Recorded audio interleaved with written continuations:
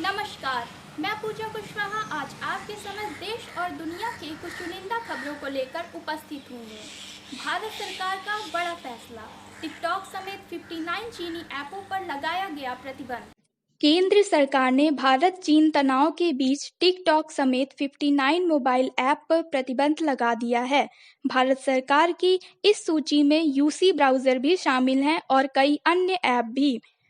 केंद्र सरकार ने पूर्वी लद्दाख की गलवान घाटी में हिंसक झड़प के बाद वास्तविक नियंत्रण रेखा LAC पर उपजे बेहद तनावपूर्ण माहौल के बीच भारत में 29 जून 2020 को यह बड़ा कदम उठाया है।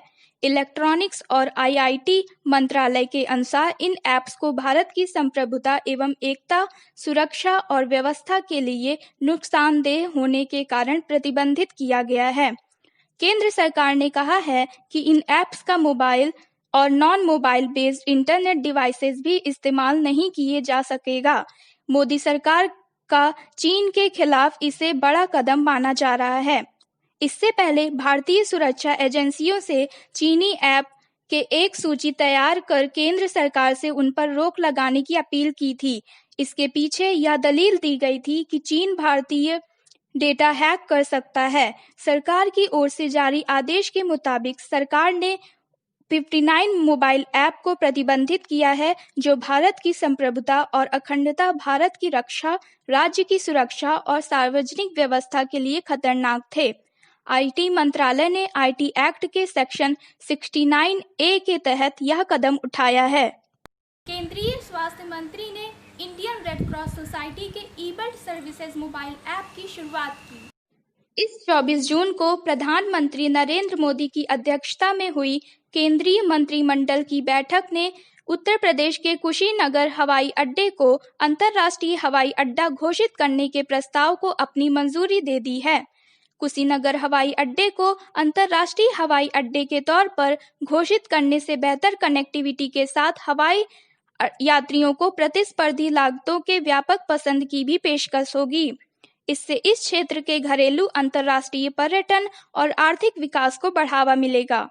उत्तर प्रदेश का कुशीनगर हवाई अड्डा कई बौद्धिक सांस्कृतिक स्थलों जैसे कपिलवस्तु, श्रावस्ती और लुम्बिनी के निकट के क्षेत्र में स्थित है। यह गोरखपुर से लगभग 50 किलोमीटर पूर्व में है और यह महत्वपूर्ण बौद्ध तीर्थ स्थलों में से एक है।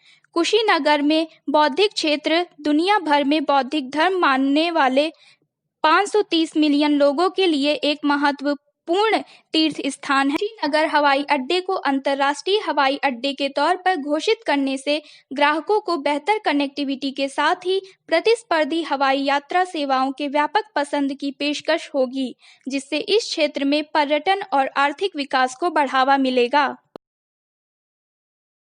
सरकार ने कुशीनगर हवाई अड्डे को अंतर्राष्ट्रीय हवाई अड्डे में घोषित करने की मंजूरी दी। केंद्रीय स्वास्थ्य मंत्री डॉक्टर हर्षवर्धन ने 25 जून 2020 को देश में कोरोना महामारी के बढ़ते मामलों के बीच इंडियन रेड क्रॉस सोसाइटी के माध्यमों से ई-बल्ड सर्विसेज ऐप लॉन्च किया है। स्वास्थ्य मंत्री ने एक वीडियो कॉन्फ्रेंसिंग के जरिए इंडियन रेड क्रॉस सोसाइटी द्वारा विकसित मोबाइल ऐप की नई दिल्ली में शुरुआत की। केंद्रीय स्वास्थ्य मंत्री इंडियन रेड क्रॉस सोसाइटी के अध्यक्ष भी हैं। देश में कोरोना वायरस से संक्रमित लोगों की संख्या बढ़कर 4.73 लाख के पार पहुंच गई है। इसमें से 1,86,514 एक्टिव केस हैं, जबकि 2,71,697 लोग स्वस्थ हो चुके हैं। केंद्रीय स्वास्थ्य मंत्री ने बताया है कि इस ऐप पर जरूरतमंद लोग पंजीकृत हो सकते हैं और जान सकते हैं कि उन्हें रक्त कहां मिलेगा। वे जरूरतमंदों के लिए 4 यूनिट तक रक्त की मांग कर सकते हैं। इस एप्लीकेशन को प्रधानमंत्री मोदी द्वारा 2015 में शुरू की गई डिजिटल इंडिया योजना के अंतर्गत centre for development of advance computing (CDAC) की ई-रक्त कोष टीम ने विकसित किया है। स्वास्थ्य मंत्री डॉक्टर हर्षवर्धन ने कहा है कि माननीय प्रधानमंत्री की सभी लोगों को आर्थिक दृष्टि से मजबूत बनाने की दूरदर्शिता को ध्यान में रखते हुए डिजिटल इंडिया अब हर व्यक्ति के दैनिक जीवन का एक अभिन्न अंग बन गया है। स्वास्थ्य मंत्री डॉक्टर हर्षवर्धन ने कहा है कि कई लोगों को परिवार में स्वास्थ्य संबंधी कुछ परिस्थितियां होने के कारण नियमित रूप से रक्त संबंधी सेवाओं की आवश्यकता होती है। इस ऐप के माध्यम से एक समय में 4 यूनिट रक्त की जा सकती है और ब्लड बैंक इसे ले जाने के लिए व्यक्ति को 12 घंटे तक इंतजार करेगा। यह एप्लीकेशन ऐसे लोगों के लिए Indian red cross society NHQ रक्त यूनिटों का अनुरोध करना आसान बनाता है। इस ऐप के माध्यम से एक बार अनुरोध के बाद मांगी गई इकाई IRCS NHQ ब्लड बैंक के रक्त कोष डैशबोर्ड में दिखाई देती है और यह निर्दिष्ट समय के भीतर सुनिश्चित डिलीवरी की अनुमति देता है। इस सुविधा से रक्त की मांग करने वाले के लिए रक्त प्राप्त करना आसान हो जाएगा और सेवा में पूर्ण पारदर्शिता तथा रक्त खिड़की के उपयोग का अतिरिक्त लाभ होगा।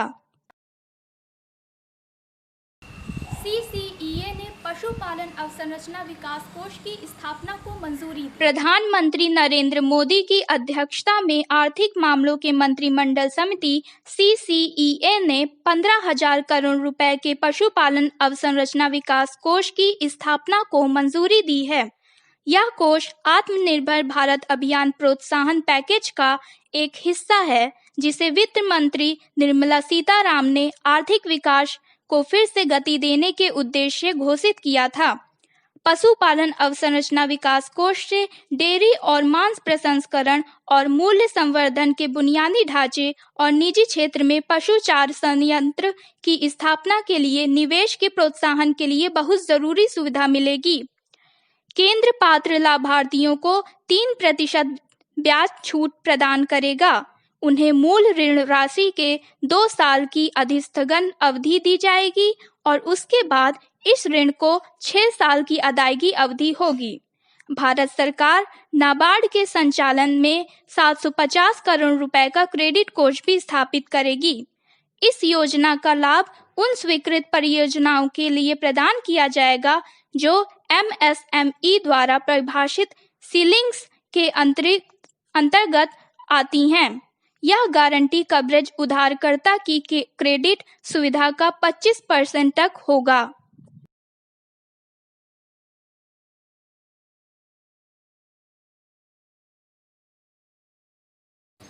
पीएम केयर्स फंड ने 50,000 स्वदेशी वेंटिलेटरों के विकास के लिए 2,000 करोड़ रुपए आवंटित किए। पीएम केयर्स फंड ने सभी राज्यों और केंद्र शासित प्रदेशों में सरकार द्वारा संचालित कोविड अस्पतालों को 50,000 स्वदेशी वेंटिलेटरों के आपूर्ति के लिए 2,000 करोड़ रुपए आवंटित किए हैं। भारत में निर्मित इन 50,000 वेंटिलेटरों में से 30,000 वेंटिलेटर का निर्माण भारत इलेक्ट्रॉनिक लिमिटेड द्वारा किया जाएगा, जबकि शेष 20,000 का निर्माण अलग अलग कंपनियों द्वारा किया जा रहा है। अब तक 2923 वेंटिलेटर निर्मित किए गए हैं और 1340 वेंटिलेटर पहले ही राज्यों और केंद्र शासित प्रदेशों में वितरित किए जा चुके हैं। जून 2020 के अंत तक लगभग 14,000 अतिरिक्त वेंटिलेटर सभी राज्यों और केंद्र शासित प्रदेशों में वितरित किए जाएंगे। इन राज्यों में सरकारी कोविड अस्पतालों को ये वेंटिलेटर प्रदान किए जाएंगे ताकि गंभीर कोविड-19 रोगियों का बेहतर उपचार किया जा सके। प्रवासी मजदूरों के कल्याण के लिए सभी राज्यों और केंद्र शासित प्रदेशों को 1,000 करोड़ रुपए की राशि भी जारी की गई है। वर्ष 2011 की जनगणना के अनुसार जनसंख्या के लिए 50% वेटेज, सकारात्मक कोविड-19 मामलों की संख्या के लिए 40% वेटेज और सभी राज्यों व केंद्र शासित प्रदेशों के बीच समान वितरण के लिए 10% के फॉर्मूले के आधार पर इस फंड का वितरण किया गया है। इस फंड का उपयोग प्रवासियों के आवास, भोजन, चिकित्सा उपचार और परिवहन के व्यवस्था के लिए किया जाना है।